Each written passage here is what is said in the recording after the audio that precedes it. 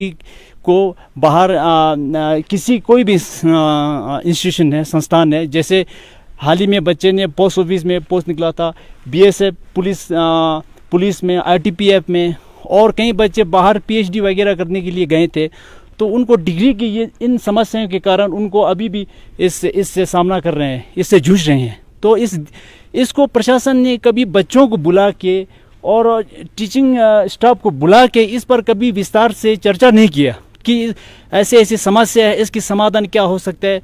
अब जगह बच्चे जाग गए हैं और हम टीचर तो बच्चे का माँ बाप होते हैं, और हम अगर आज साथ नहीं देंगे तो फिर कौन साथ देगा।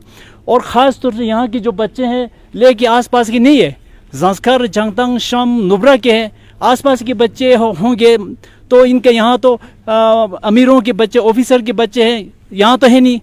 तो इनके माँ बाप लोगों को भी कोई दूर दूर से है तो उनको पता नहीं चलता। तो इसलिए आज तक बच्चों को अंदर में रखा, और टीचरों को भी इसका कोई कभी एडमिनिस्ट्रेशन ने बुलाया नहीं, कभी मीटिंग नहीं किया आज तक। और वे अपने 2-3 लोगों से ऐसे मीटिंग करके फैसला लेता है जिसका हमें पता नहीं चलता है, ना बच्चों को पता चलता है। तो धीरे धीरे करके आज ये तो होना ही था। हम 2016 से हम प्रशासन को जागरूक कर रहे थे, उनको सचेत कर रहे थे कि ये होने वाला है और सतर्क हो जाएं, लेकिन इन्होंने हमें ऊपर से हमें डांटा और बच्चों को डांटा, बच्चों को धमकाया, टीचरों को धमकाया और हमें मेमो इश्यू किया। तो इसके अलावा अब यही है। और दूसरा एक 10+2 के अलावा और एक समस्या है मैडम जी, कि ये है कि 2016 में जनवरी को deemed to be university Bharat सरकार ने मान्यता दिया है। परपोर्ट चैनल के थ्रू यूजीसी का टीम इधर आया और यहाँ पूरी तरह से जांच पड़ताल किया। हमारे क्लास, हमारे बच्चों की जो हमारे बच्चे बहुत ही टैलेंटेड है, उनको मौका नहीं मिल रहा है। तो हमारे बच्चों से यूजीसी टीम ने उनको डिस्कशन किया, हमारे क्लासरूम देखा, हमारी फैसिलिटीज़, ग्राउंड देखा, तब जाके हमें डीम्ड टू बी यूनिवर्सिटी मिला। मिलने के बाद उन्होंने ये कहा कि 6 महीने के अंदर इसको इम्प्लीमेंटेशन करने की ज़रूरत है, लेकिन नहीं किया।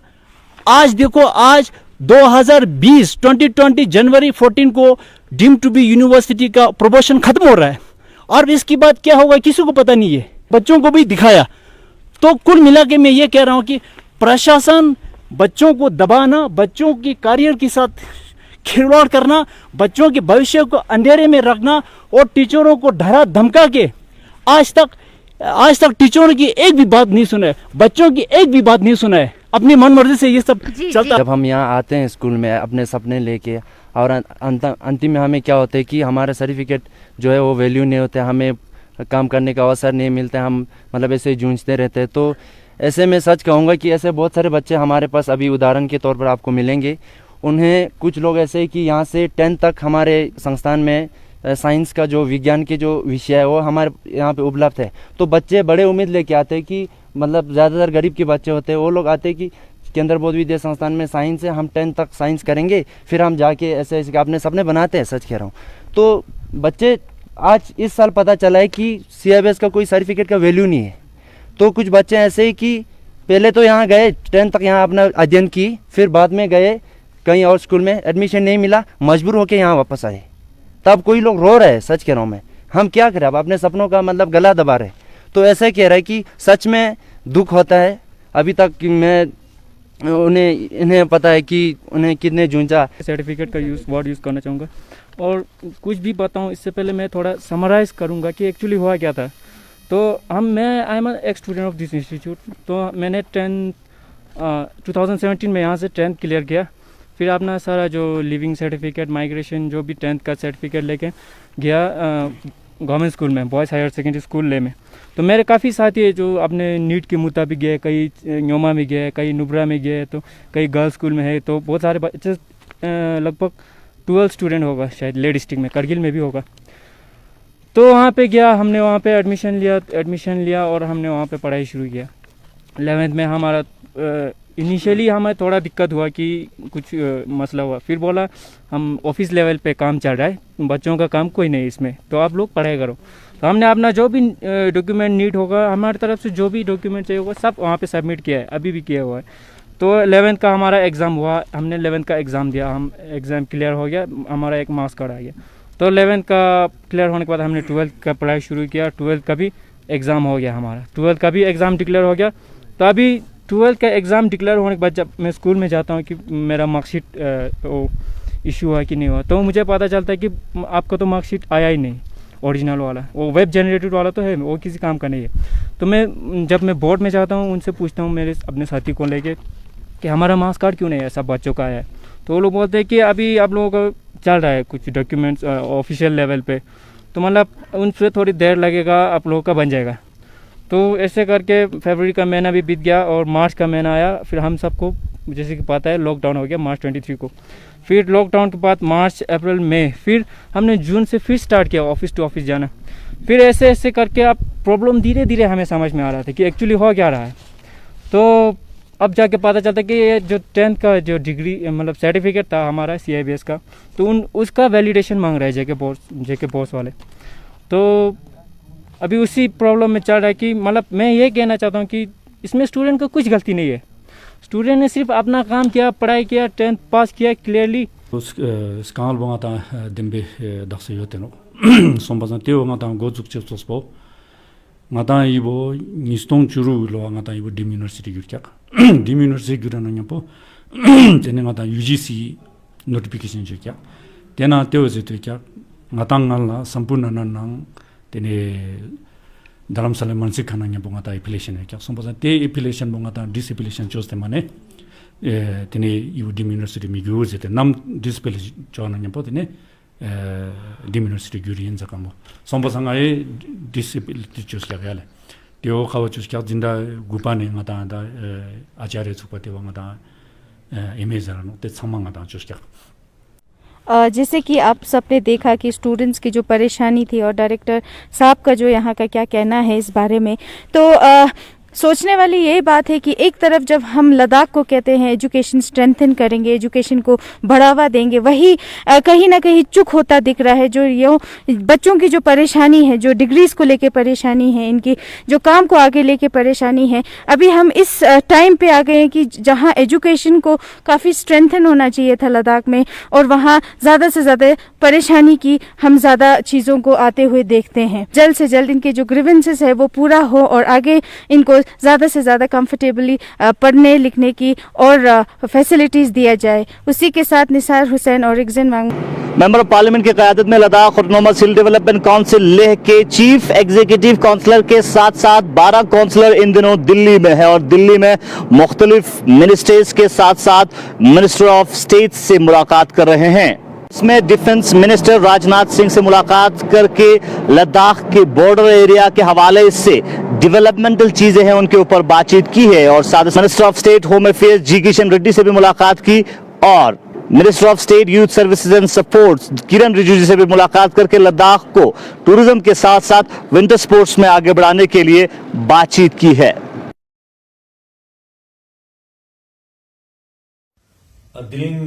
Ngata rangskyong rizong yargyas lan sokse tene zdefon sos pe zdefon jon batang zinskyon hangyas nang tene BJP councillor hangyas thip te Delhi nanga ngata sojunge lonpo khapsan mangpo jignang thuk spen ngata Rajnath Singh ji skundun khunskyo be lonpo jukstano tena chwa education reddy skundun nanglon shon ba Kiran Rijiju skundun ngata Alliance nang junu nang delte ngata lonpo jukstano tena kongun nang thukste chikta ngata raston sokspa soma dukkan bo tene jagare junge lonpo nang nyampo ngoto choches nang nyampo tene samshi raston sospe yon chestane loshne nang charla za chesin te gunefia tene sojun chokne rox nenche sefia tene sojun nang ngoto de chulla jaten angas jule tene down Ladakh Rangskyong Sospe delegation jinga ja Delhi alit kananga ata deputy chairman na executive councillors na ata councillor delegation jigopin tene diringamu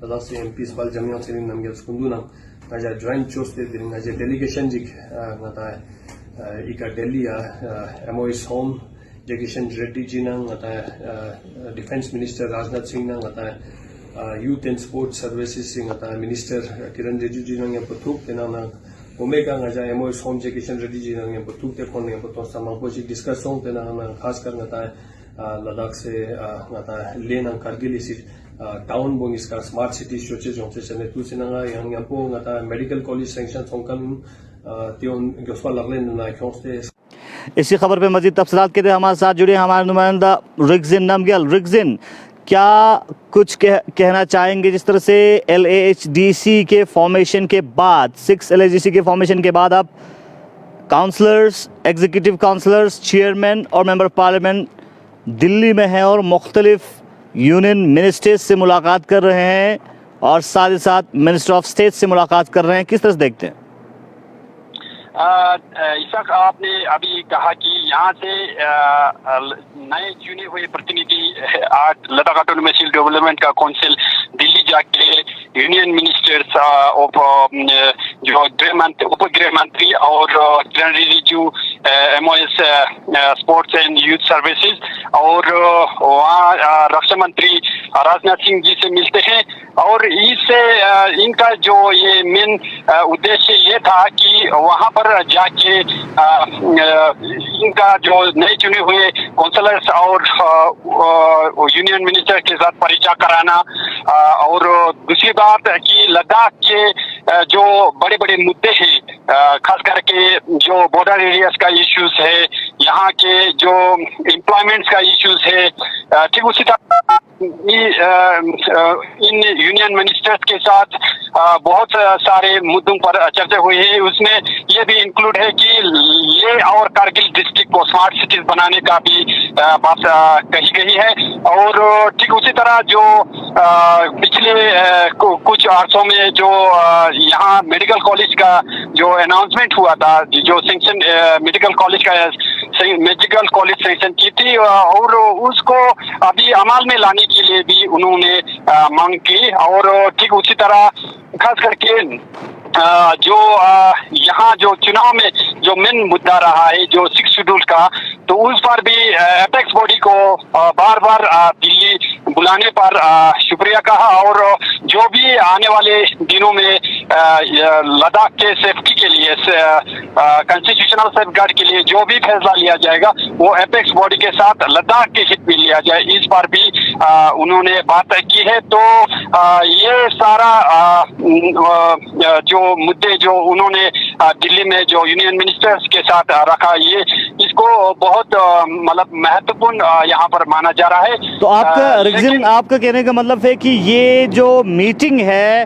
और दिल्ली जाके LAHDC के formation के बाद दिल्ली जाके मुख्तलिफ ministers से मुलाकात करना और साथ साथ मुख्तलिफ मिनिस्टर ऑफ स्टेट से मुलाकात करना, ये अलग अलग एंगल से काफ़ी महत्वपूर्ण और अहम है। साथ साथ रिगजिन, मैं आपसे ये जानना चाहूँगा, जिस तरह से लेह के अंदर आज कांग्रेस अपोजिशन की जानिब से भी एक प्रेस कॉन्फ्रेंस ऑर्गेनाइज किया है और तनकीद का निशाना बनाते हुए, क्रिटिक करते हुए कहा है कि LAHDC लेह के अंदर इस वक्त काउंसिल बंद है। इस हवाले से क्या कुछ जानकारी है आपके पास? हाँ, अभी यहाँ के जो विपक्ष के काउंसलर थे, इनका ये सवाल है कि क्यों अभी इस डेलीगेशन में क्यों बाकी जो बीजेपी को छोड़ के बाकी को क्यों इस में शामिल किया? ऐसी कौन सी बात थी, बड़ी बात थी जिसे बाकी को शामिल नहीं किया जा सकता था? और इनका ये भी कहना है कि अभी जो कोविड का मामला जो है वो दिन ब दिन बढ़ता जा रहा है और यहाँ पर जो लोगों का जो दिक्कतें हैं उसको डील करने के लिए यहाँ पर जो Ladakh autonomous hill development council जो है वो पूरा बंद पड़ा है। तो इस वजह से लोगों को बहुत सारे दिक्कतों का सामना करना पड़ रहा है, इनका ये कहना है। और ऐसी कौन सी बात थी जो लेफ्टिनेंट गवर्नर के द्वारा सेंट्रल मिनिस्टर्स तक पहुंचाया जा? चलिए रिगजिन, हमारे साथ बात करने के लिए बहुत बहुत शुक्रिया। LAHDC लेह के हवाले से अपोजिशन के काउंसलर्स ने प्रेस कॉन्फ्रेंस की है और सत्ताधार पार्टी को तनकीद का निशाना बनाया है। चलिए देखते हैं अपोजिशन के काउंसलर्स क्या कुछ कहते हैं लेह के अंदर। मैं समन्ला दुर्जन रुपू, ससपोल कॉन्स्टिट्यूंसी का काउंसलर, और ये मेरे साथी फ्यांग कॉन्स्टिट्यूंसी के काउंसलर तुंडुक नरबुचीता। हम लोग अभी हिल काउंसिल सेक्रेटेरिएट आए थे। कुछ दिक्कतें जो गांव में हमने देखे कल, ये भी अपने ग्राम पंचायत में गए। मैं भी अपने कॉन्स्टिट्यूंसी में 2 ग्राम पंचायत अभी हो चुके हैं, तो वो मैंने अटेंड किए। वहां पे लोग काफी खुश थे कि अभी तक हमारे कॉन्स्टिट्यूंसी में पहली बार काउंसलर इसमें काउंसलर ने पार्टिसिपेट किया ग्राम पंचायत में किया।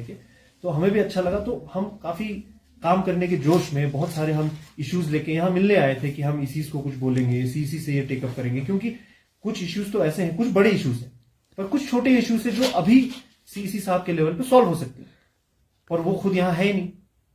हमने सोचा था मीडिया के पास हम कुछ इश्यूज लेके आएंगे, हेल्थ रिलेटेड बहुत सारे इश्यूज है जिसपे अभी मेरे साथी भी बोलेंगे, पर अभी इशू मुझे उससे ज्यादा बड़ा ये लग रहा है कि हम जब यहां आए तो यहां काउंसिल में कोई है ही नहीं।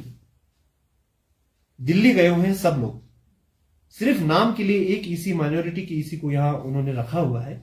उनसे हम जो भी कह रहे हैं वो ये कह रहे हैं कि जब सीसी आएंगे तो मैं उनको बताऊंगा आपकी बात।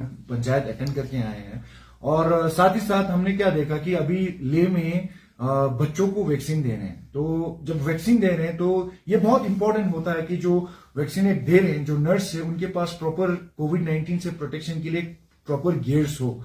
लेकिन अनफॉर्चुनेट सी बात मुझे ये पता चला कि कल फ्यांग कॉन्स्टिट्यूंसी के कितने भी हेल्थ सेंटर है उनमें पीपीई किट्स तक नहीं है। तो पीपीई किट्स अभी मार्केट में 700 रुपीज में मिलता है, अमेजोन से ऑर्डर करो आप 200 रुपए में मिलता है। ये बहुत छोटी सी बात है, लेकिन क्या करना है, इसको एक अच्छी तरीके से एग्जीक्यूट करके वहां के हेल्थ सेंटर के नर्सेस तक ये पहुंचाना है, बस, और कुछ नहीं। और उसके लिए हमें यहाँ पे हेल्थ की ईसी की जरूरत थी, जहां इश्यूज को लेके हम यहाँ आए। लेकिन अनफॉर्चुनेट सी बात फिर से ये है कि वो यहाँ पे है ही नहीं। काउंसिल में कोई भी नहीं बैठा है आज यहाँ पे, सिर्फ एक ईसी बैठा है, उनके पास भी कुछ पावर नहीं है कि वो डिसीजन ले सके। तो गवर्नमेंट का एक सिस्टम होता है, हमारा पार्लियामेंट का एक सिस्टम होता है कि अगर हमारा जो आज पॉलिटिकल जो भी डिसीजन हो, ज्यादातर एमएचए पे, लार्जर स्केल पे जो है मिनिस्ट्री ऑफ होम अफेयर्स वहां से लेते हैं। तो अगर एमएचए से कोई इश्यूज हो तो उनको सुनने के लिए, हमारे काम को आसान बनाने के लिए गवर्नमेंट ऑफ इंडिया ने यहाँ पे लेफ्टिनेंट गवर्नर को रखा है। जो भी यहाँ पे एमएचए रिलेटेड इश्यूज हो, हम यहाँ गवर्नर साहब से डिस्कस करके वो वहां तक पहुंचाना उनका काम है। आज पूरा काउंसिल के जो काउंसिलर है, सीसी, ईसी समेत जितने भी काउंसिलर रूलिंग गवर्नमेंट के थे, वो सारे दिल्ली में गए क्यों हैं? उन्होंने कहा बॉर्डर रिलेटेड कोई इश्यूज बात करना है। अब जब हमारा प्राइम मिनिस्टर बोल रहा है कि बॉर्डर पे कोई इश्यू है ही नहीं, तो किस बारे में बात करने के लिए जा रहे हो आप? दूसरी तरफ वो बोल रहे हैं हम स्पोर्ट्स के मिनिस्टर एमओएस किरण रिजिजू से मिले, तो क्या किरण रिजिजू से क्या बात किया आपने? क्या स्पोर्ट्स के लिए रिलेटेड कुछ बात किया? नहीं, कुछ नहीं किया। क्या किया? ऐसे ही गप्पे मार के आए, अपने पार्टी का कुछ काम करके वही करके आए। लद्दाख का एक इश्यू है 6 शेड्यूल। इलेक्शन से पहले होम मिनिस्टर अमित शाह जी ने यह वादा किया था कि 15 दिन के बाद 6 शेड्यूल पे बातें होंगे, टॉक शुरू होंगे। लेकिन कल सीसी साहब गए, अमित शाह से तो मिले नहीं, 6 शेड्यूल के बारे में तो बात हुआ नहीं। तो जहां लोकल पब्लिक लद्दाखी के इंटरेस्ट में जो बात होना चाहिए था वो तो वहां पे हुआ नहीं, बल्कि आप यहां काउंसिल को बंद करके पब्लिक के प्रॉब्लम को और भी बढ़ा रहे हो। Lieutenant governor Ladakh R K. Mathur इन दिनों दिल्ली में है और दिल्ली में लगातार यूनियन मिनिस्टर्स से मुलाकात कर रहे हैं और लद्दाख के हवाले से जो इश्यूज हैं वो यूनियन मिनिस्टर्स के सामने रख रहे हैं। इससे पहले lieutenant governor Ladakh R K. Mathur ने minister of road transport and highways Nitin Gadkari से मुलाकात की और लद्दाख के हवाले से, रोड कनेक्टिविटी के हवाले से बातचीत की थी। और आज lieutenant governor Ladakh R K. Mathur ने मिनिस्टर ऑफ सिविल एविएशन से मुलाकात की है और लद्दाख के हवाले से एयर कनेक्टिविटी के जो इश्यूज है वो उनके सामने रखा है। मुलाकात के दौरान कारगिल को एयर कनेक्टिविटी के हवाले से बातचीत की है और साथ ही साथ डबल इंजन हेलीकॉप्टर की इस्तेमाल और क्रिएशन ऑफ एयर स्ट्रिप्स और हेलीपैड लद्दाख के मुख्तलिफ जगहों के बारे में बातचीत की है। एयर कनेक्टिविटी के हवाले से कारगिल के अवाम इस साल उम्मीद कर रहे हैं कि हुकूमत की जानिब से एक राह हमवार करे ताकि मौसम सरमा में लोगों को कारगिल से देश के दूसरे हिस्सों में सफ़र करने के लिए दुश्वारियों का सामना करना न पड़े। और इस बीच लेफ्टिनेंट गवर्नर ने सिविल एविएशन मिनिस्टर से मुलाकात करके कारगिल के हवाले से, एयर कनेक्टिविटी के हवाले से बातचीत की है। ये एक राहत की खबर कहीं ना कहीं हो सकता है। इस खबर पर मज़ीद जानकारी के लिए हमारे साथ फोन लाइन पर जुड़े हैं मुदस्सिर अहमद। मुदस्सिर, क्या कुछ कहना चाहेंगे, क्योंकि लगातार आप ग्राउंड जीरो पर जाके लोगों से बातचीत कर रहे थे और जानने की कोशिश कर रहे थे आखिर लोग एयर कनेक्टिविटी के हवाले से किस तरह की सोच रखते हैं, क्योंकि विंटर में, मौसम सरमा में कारगिल के अंदर लोगों को काफ़ी दुश्वारियों का सामना करना पड़ता है, दिक्कतों का सामना करना पड़ता है, क्योंकि देश और दुनिया के साथ ज़मीनी सतह पे और साथ साथ हवाई सतह पे 6 महीने के लिए मुनक़ता हो जाता है। और उन दिनों लोगों को और ख़ासकर पेशेंट्स को, स्टूडेंट तबके को काफ़ी दुश्वारियों का सामना करना पड़ता है। लोग क्या कुछ सोच रहे हैं और इस मीटिंग को किस तरह से देख रहे हैं?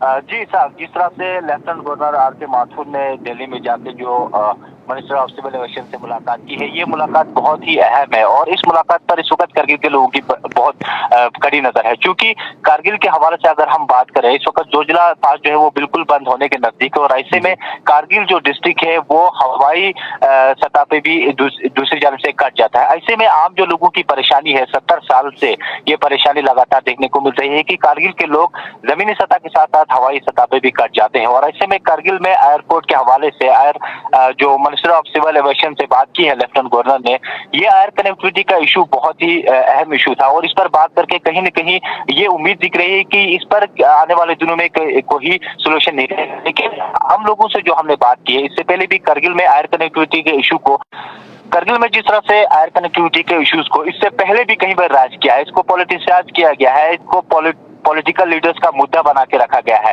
अक्सर हम देखते हैं इलेक्शन के वक्त या कहीं और भी कारगिल के जो इश्यूज है, एयर कनेक्टिविटी का इशू है, इसको एक पॉलिटिकल इशू बना के रखा है। इस हवाले से लोगों में कहीं न कहीं ये देखने को मिल रहा है कि इस बार भी ये इशू सिर्फ एक बातचीत तक जो इशू बना ना रहे, बातचीत तक ना रहे। आने वाले दिनों में ये देखने वाली बात होगी। जो लेफ्टिनेंट गवर्नर ने इस वक्त मिनिस्टर ऑफ सिविल एविएशन से मुलाकात की है, इसमें क्या पॉजिटिव रिजल्ट आ जाता है, क्या आने वाले दिनों में कारगिल में एयरपोर्ट बनेगा, कारगिल में जो एयर सर्विस है वो स्टार्ट होगी। क्योंकि लगातार हम देखते आ रहे हैं जिस तरह से कारगिल से जो N-32 डकोटा के जरिए लोगों को लिफ्ट किया जा रहा था, इस साल ये भी बड़ा इशू है कि कोविड-19 के चलते क्या N-32 चलेगी। हालांकि सीसी कारगिल ने इस पे एक बार एश्योरेंस दिया है, कहा है कि कोशिश की जाएगी इस बार फिर N-32 सर्विस चलाया जाएगा, लेकिन ये कब तक होगा, क्यों नहीं कारगिल जो एयरपोर्ट वो बंद रहा है, ये इशू बना के क्यों रखा गया है, इस पर आम लोग अभी भी यकीन दहानी नहीं कर रहे। आम लोगों का मानना है कि ये सिर्फ एक इशू है, इशू बन के रहा है 70 सालों से, तो आने वाले दिनों में भी क्या होगा इस पर कारगिल के लोगों का ये मानना है। लेकिन जो मुलाकात इस वक्त आर के माथुर ने की है लेफ्टिनेंट गवर्नर ने, ये मुलाकात बड़ी अहमियत रखती है क्योंकि लद्दाख अब यूनियन टेरिटरी बन चुका है। इसके बाद जो लेफ्टिनेंट गवर्नर की मुलाकात है मिनिस्टर ऑफ सिविल एविएशन से, ये मुलाकात काफी इंपॉर्टेंट थी और इसमें जो एयरपोर्ट के हवाले से बात हुई है, ये देखने वाली बात होगी आने वाले दिनों में क्या कारगिल में एयर सर्विस शुरू होगी। जी चलिए, मुदस्सिर अहमद, मजीद जानकारी के लिए बहुत बहुत शुक्रिया। लोग उम्मीद कर रहे हैं, उम्मीद पर दुनिया कायम है और आज तक कारगिल के अवाम एयर कनेक्टिविटी को लेके उम्मीद करते आ रहे हैं और आने वाले वक्त में लोगों की उम्मीदों के ऊपर यूनियन गवर्नमेंट किस तरह से खड़ा उतरता है, ये देखने वाली बात है। फिलहाल लोग एयर कनेक्टिविटी को एक ख्वाब के हिसाब से देखते हुए नजर आ रहे हैं। चलिए, आज के प्रोग्राम में बस इतना ही। कल फिर मिलेंगे लद्दाख से, लद्दाख की खबरों के साथ। अपने मेजबान मोहम्मद इसाक को दीजिए इजाजत।